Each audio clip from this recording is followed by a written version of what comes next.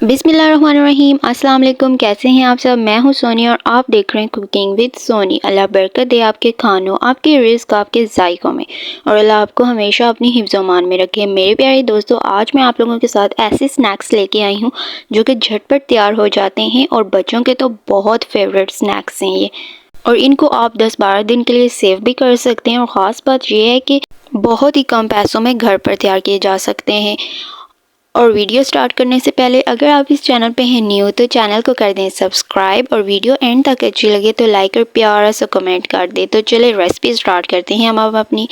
बिस्मिल्लाहिर्रहमानिर्रहीम। सबसे पहले 1 कप मैदा ले लेना है। यहाँ पे मैदा ऐड करने के बाद हाफ टी स्पून नमक ले लेना है। 1 कप मैदा होगा तो हाफ टी स्पून नमक होगा। हाफ टी स्पून ज़ीरा ले लेना है यहाँ पे, और इसके बाद 2 टेबल स्पून ऑयल ऐड कर लेना है। इसके बाद इसको अच्छी तरह से हाथ से मिक्स कर लेना है। पानी ऐड करने से पहले इसको अच्छे से मिक्स कर लेना है। मिक्सिंग से क्या होगा कि हमारी जो फाइनल रेसिपी है वो क्रिस्पी हो जाएगी और बहुत अच्छी क्रिस्पी एंड क्रंची हो जाएगी। मेरे प्यारे दोस्तों, जब ये दानेदार सा हो जाएगा तो फिर ही इसमें पानी ऐड करना है। पानी जो है वो थोड़ा थोड़ा करके ऐड कर लेना है, एकदम से सारा पानी ऐड नहीं करना। यहाँ पे मैंने जस्ट हाफ कप पानी का ऐड किया है, वो भी थोड़ा थोड़ा करके ऐड किया है। और साथ साथ इसकी बहुत अच्छे तरीके से डो बना रही हूँ मैं। और जो है पानी जो है जब नीम गरम ऐड करना है, क्योंकि नीम गरम पानी ऐड करने से खमीर बहुत अच्छा बनता है और बहुत जल्दी ये बहुत अच्छे तरीके से फूल जाते हैं नमक पारे। तो आप देख सकते हैं कि पानी जो है मैं थोड़ा थोड़ा करके ऐड कर ली हूँ। और अब इसकी बन जाएगी एक अच्छी सी डो बना लेनी है। डो थोड़ी सी हार्ड होनी चाहिए। तो मेरे प्यारे दोस्तों, यहाँ पे मैंने बना ली है इसकी एक अच्छी सी डो बना ली है। और अब इसको तकरीबन 30 मिनट का स्टे दे देना है।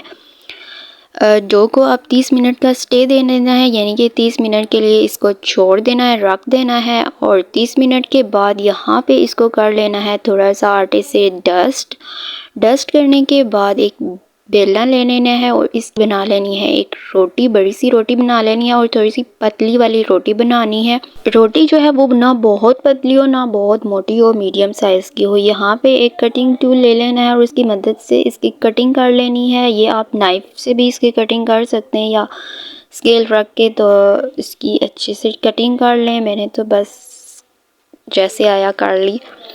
तो यहाँ आप देख सकते हैं कि मैं किस तरह कटिंग कर रही हूँ इसकी। इसी तरह अच्छे से इसकी कर लेनी है कटिंग, और ये बन जाएंगे नमक पारे की शेप्स के। और यहाँ पे मैंने इनकी कटिंग कर ली है। नीचे मैंने लगाया हुआ था खुशका, जिसकी वजह से ये चिपके नहीं हैं आपस में और बहुत आसानी से उतर गए हैं। आप 1 बाय 1 करके इनको इलादा से उतार लेना है। और फिर ऑयल जो है वो गरम कर लेना है। जब ऑयल गर्म हो जाएगा तो इसमें 1 बाय 1 करके ये ऐड कर लेने हैं। और मीडियम फ्लेम हो, बहुत हाई फ्लेम ना हो, जिससे ये बहुत हाई फ्लेम होगा तो ये बहुत जल्दी जल जाएंगे। 1 बाय 1 करके ऐड कर लेने हैं। और फिर जब ब्राउन हो जाएगा तो इसकी साइड्स चेंज कर लेनी है दोनों साइड से अच्छी तरह से। जब ये ब्राउन हो जाएंगे तो हमारे नमक पारे रेडी हो जाएंगे। फिर मैं आपको इसकी फाइनल लुक दिखाऊंगी। अभी 1 बाय 1 करके मैं इनमें ऐड कर रही हूँ। इसको तकरीबन 5 मिनट्स तक इसमें ऑयल में कुक करना है। बहुत क्विक हैं ये स्नैक्स और बहुत टेस्टी, बहुत क्रंची, क्रिस्पी। आप लोग अपने घर में ज़रूर ये स्नैक्स ट्राई कीजिएगा। यहाँ पे आप लोग देख सकते हैं कि 5 मिनट्स के बाद ये गोल्डन ब्राउन होना शुरू हो गए हैं। थोड़ी सी देर और इनको ऑयल में रखना है ताकि ये बहुत ज़्यादा क्रिस्पी बन जाएँ।